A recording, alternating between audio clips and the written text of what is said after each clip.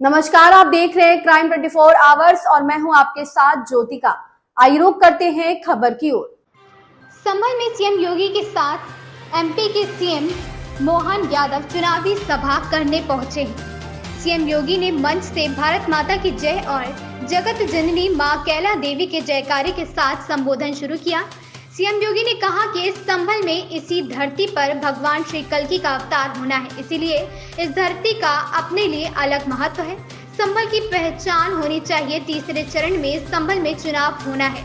2 चरणों के साथ पूरा देश बोल रहा है एक बार फिर मोदी सरकार। नए भारत में, नए उत्तर प्रदेश में, नए संभल की अपनी पहचान होनी चाहिए। तीसरे चरण में आपको संभल में चुनाव करना है। अब तक का जो रुझान है, एक बार मोदी सरकार की आवाज आ रही है। सीएम लोग माफिया और अपराधियों का गले का हार बनाते थे, उनका महिमा मंडल करते थे, संतों को प्रताड़ित करते थे और शरीफ लोगों, व्यापारियों और बेटी की सुरक्षा में सेंध लगाते थे। आज आप देख रहे होंगे कि बेटी और व्यापारी सुरक्षित है। किसान, अन्नदाता किसान का सम्मान हो रहा है। नौजवानों को नौकरी और रोजगार मिल रहा है। अयोध्या में राम मंदिर का भव्य निर्माण भी हो रहा है। बाहर रामलला विराजमान हो रहे हैं और दूसरी तरफ माफिया और अपराधियों का राम नाम सत्य है की यात्रा भी निकल रही है। एक साथ राम के नाम पर सारे काम हो जा रहे हैं। मां कैला देवी धाम कई जनपद के लोगों के आस्था का केंद्र है।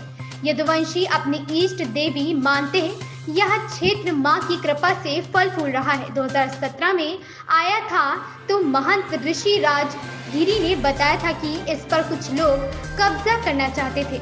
जैसे काशी विश्वनाथ धाम और अयोध्या में भगवान राम का भव्य मंदिर बना है, ऐसे ही संभल में मां कैला देवी के मंदिर और यहाँ के धाम के विकास को लेकर के सरकार काम कर रही है। मां की कृपा तो हम सब पर बराबर बनती है। मां चेहरा देखकर किसी को वरदान नहीं देती, सबको बराबर आशीर्वाद मिलता है। आज मैं और डॉक्टर मोहन यादव जी दोनों लोग कैला देवी के मंदिर में दर्शन करने के लिए पहुंचे। संवाददाता सुलेंद्र सिंह की रिपोर्ट। जब हम लोग विश्व हिंदू परिषद, भाजपा के लोग नारा लगाते थे, बजरंग दल के कार्यकर्ता नारा लगाते थे कि रामलला हम आएंगे, मंदिर वही बनाएंगे, कांग्रेस और सपा के लोग हंसते थे, कहते थे अरे क्या बोल रहे हैं लोग। बोलते थे ना ये लोग, तब भी हंसते थे और तब भी कहते थे, उपहास करते थे हम लोगों का। कहते थे देखो ये कभी हो ही नहीं सकता। और इन लोगों ने उस समय क्या कहा था? सपा ने कहा था, समाजवादी पार्टी ने कहा था कि अयोध्या में परिंदा भी पर नहीं मार सकता। कांग्रेस के लोग कहते थे राम हुए ही नहीं।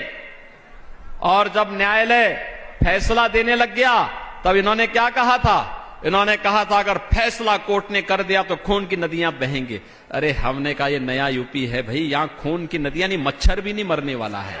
काहे आप चिंता मत करो, कुछ नहीं होगा। आपने 7 वर्ष में कोई कर्फ्यू देखा यूपी में? कोई दंगा देखा है क्या? अब दंगा नहीं होता यहां। कर्फ्यू का स्थान तो कावड़ यात्रा ने ले लिया है। और इसलिए भाइयों बहनों, मैं आपसे कहने के लिए आया हूं, भारतीय जनता पार्टी ने धारा 370 कश्मीर से हटाई। भारतीय जनता पार्टी ने काशी विश्वनाथ धाम भी दिया। भारतीय जनता पार्टी ने अयोध्या को त्रेता युग के भगवान राम के कालखंड का अयोध्या फिर से बना करके आपकी आस्था को सम्मान दिया है। और कृष्ण कन्हैया के मथुरा वृंदावन के लिए भी एक बड़ी कार्य योजना के साथ हम आगे बढ़ चुके हैं। और मैं बोलना चाहता हूं भाई, हमारा एजेंडा तो एकदम तय है, हम करेंगे।